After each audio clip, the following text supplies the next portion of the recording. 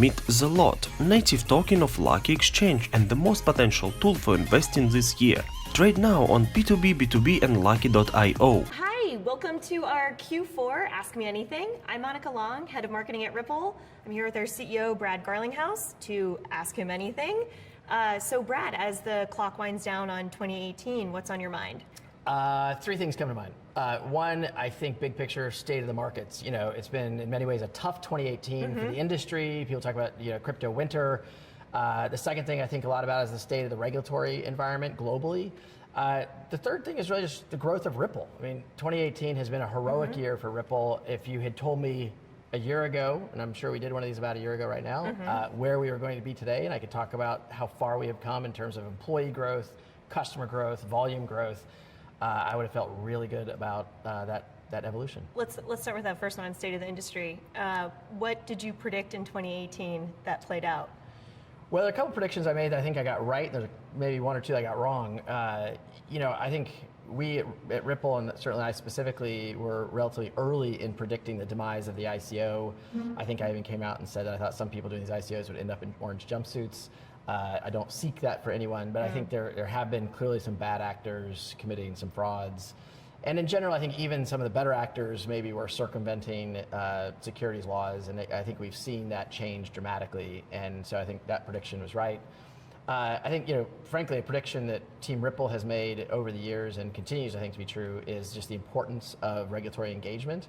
And that was certainly something we saw in 2018, and I think that continues to be the case and something that has been fruitful for Team Ripple. One prediction I made that I think I got wrong, I really thought 2018 was going to be a year where you saw an increasing participation in the digital asset markets from institutional investors.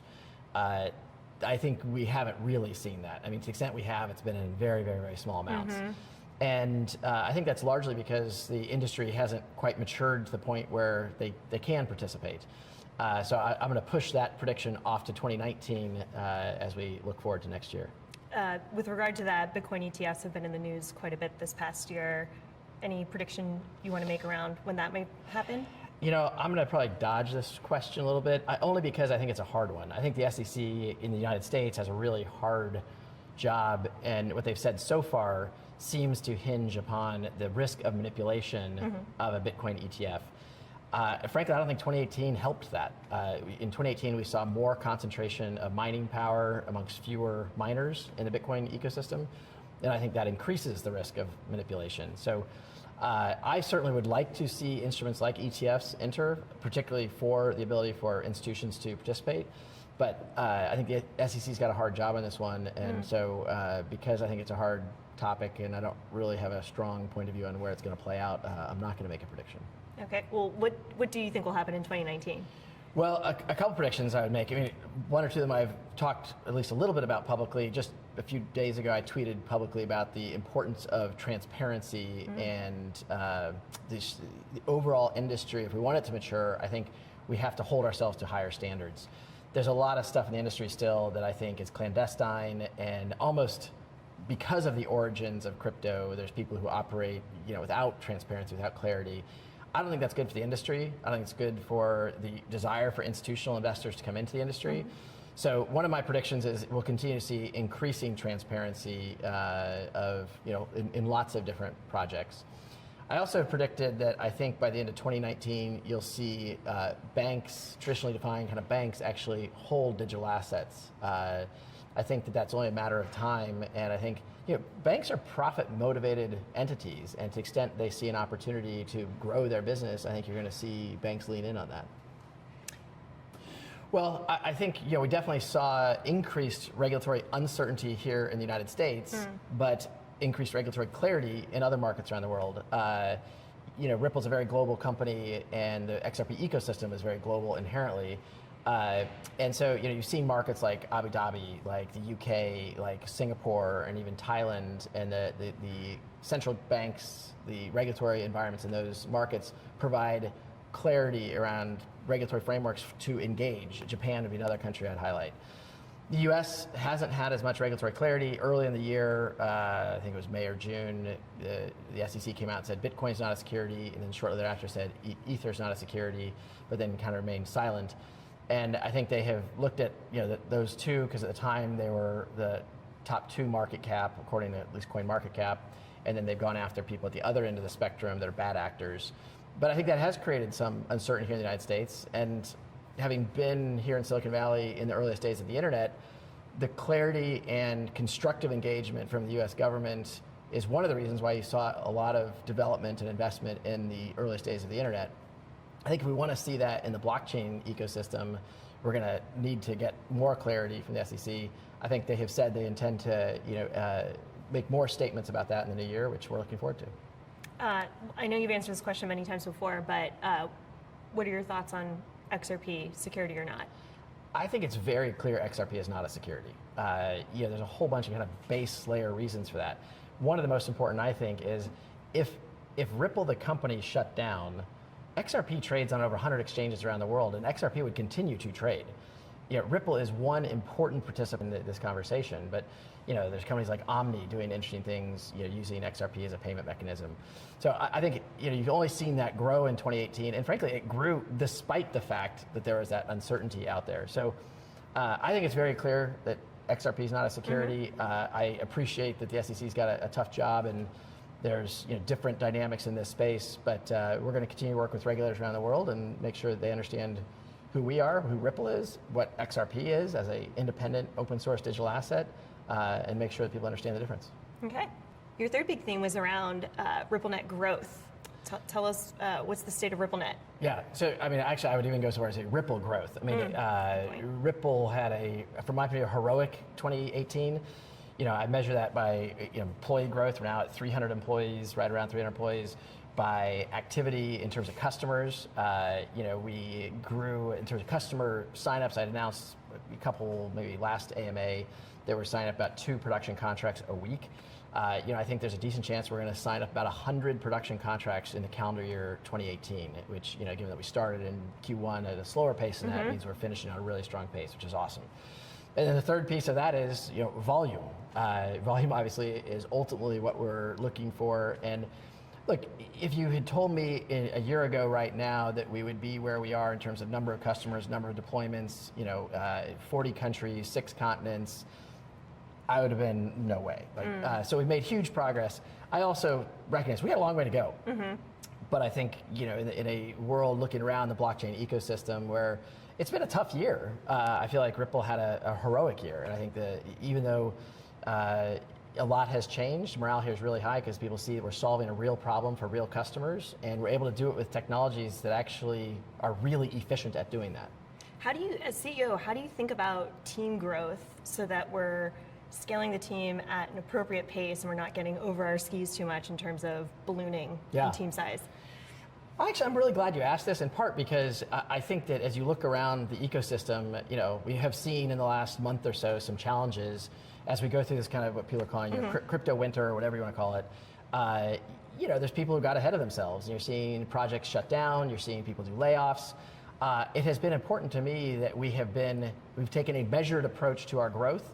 I did live through the dot-com bubble and the kind of winter that followed that, and that was a really difficult time, and it has informed how I've thought about how we grow Ripple. And I think we've done that at a pace that is commensurate with our growth of customers, the growth of volume. So it's put us in a really strong position as we wrap 2018 in terms of the size of the network year, in a really strong financial position, a really strong product position, and I'm pretty psyched. A year ago we only had one production product in the market, and that was XCurrent. Now we have 3 production products in the market with XVIA and XRapid, and we're seeing, the fact that we have customers, production contracts on each of those products, in a year is a really astounding progress from my point of view. Yeah, there's a lot of really keen interest and progress with XRapid, of course, the first kind of enterprise product out there that really uses a digital asset as part of the payment flow. Hodor in the XRP community and many others, they have been asked you. Yes. They're attempting to track XRapid volume levels. Is there any news you can share regarding expected XRapid volume levels in the first quarter of 2019? I love the question, and I give a shout out to Hodor because I think he's a really thoughtful guy. Yeah. Actually, I don't know if it's a he, but anyway. The person behind Hodor. There's a male photo there, so I'm assuming it's a male. But anyway, look, I think, and I've talked about this a little bit, it is still early days. We're super excited to be able to point, in October we announced 3 production contracts. of customers using XRapid, including Catalyst. Catalyst is an aggregation of 1,400 bank credit unions, more precisely, credit unions using, since they can use XRapid to source liquidity into Mexican peso. Part of the question, I think, was also about how can people look at signals that there's something happening there. I think we have publicly shared that we're working with 4 different digital asset exchanges with XRapid, and I'm seeing if I can name them all: Bitso, CoinsPH, Bittrex, and a 4th one that I can't remember right this very second. Bitstamp. Bitstamp, that's right. Yes, sorry, Bitstamp. We like those guys. Absolutely. Actually, so circling back on the predictions, Yeah. at the beginning of the year, you predicted that we'd see banks using XRP in the calendar year of 2018, and with Catalyst, we have seen that. Absolutely. Look, I think I do want to remind everyone, it is early days, and these are significant changes to how banking and financial institutions manage their liquidity. So this is going to be a marathon. Again, I look at where we are in that marathon relative to where one could have hoped. We are so far ahead of the competition. I'm thrilled.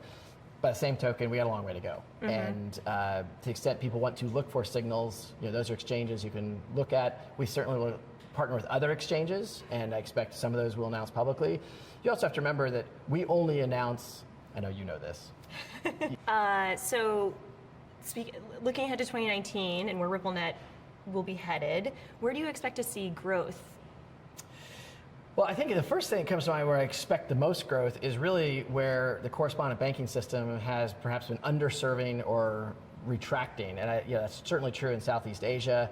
We're seeing a lot of activity there. I was excited to be able to announce the largest bank in Malaysia, CIMB, signed up to RippleNet in Q4. So I think we're going to continue to see a lot of activity in Southeast Asia. It really, I think also the Middle East, there's some dynamics there where the correspondent banking system hasn't been as effective in serving those customers.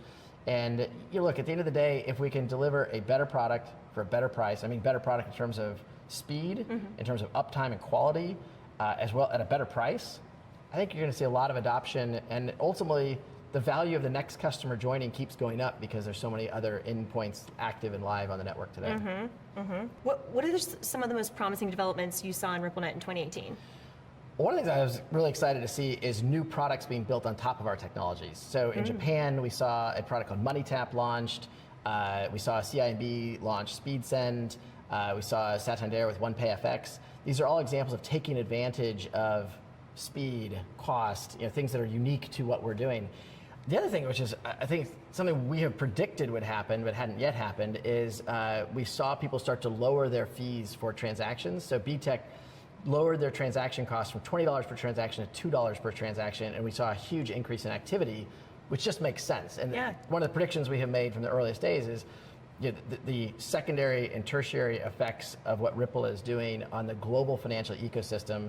It's a big deal. And 2018 is when we started to see that actually not just in theory, but actually play out in reality. Yeah, when we invest in our customers' success, it makes the whole network more successful. Yep. So going back to XRP use cases, you were talking about how ecosystems expanding well beyond Ripple, examples like Coil and Omni. What other use cases are you excited to see blossom in 2019? Well, 2018, we announced for the first time this project we call Spring, and we hired a gentleman named Ethan Beard to run that project, who I think couldn't have been a more perfect fit in terms of his skill set. And we've announced a number of deals in this space. Certainly there's a number of deals that we have worked on that we haven't announced yet, but I think we want to look at anything that takes advantage of XRP's uniqueness as a extremely fast, extremely low-cost transactions. And there are examples that we have talked about publicly. We announced a small investment in a company called Securitize recently. We're going to continue to do deals like that and see the overall ecosystem grow. And I think we made good progress in 2018, but you should definitely expect more from us in that in 2019. You even came across, beyond the work of Spring, but just an example of a travel site that's now accepting XRP for payment. Travala, I think is the name of it, is accepting XRP for payments for travel transactions. And again, I think in the long run, the most effective way to prove out what we're doing is to see this real world organic development, and we're seeing a lot of that happen. You gonna book a trip with XRP? Absolutely. core principles around the XRP ledger is its decentralization. That's what makes it so great at what it does. And yet we still hear critics from the broader crypto ecosystem claim it's not decentralized. What do you say to them? I think, we've been talking about this for years, right? I feel like maybe not every AMA we do, but I feel like this comes up. Yeah. And, like people are going to spread their FUD. I think there is misinformation out there, and people are going to continue to, engage in whatever zealotry they may. It is very clear the XRP ledger is decentralized. Today, Ripple runs 7 validators. That's about 4% of the public validators.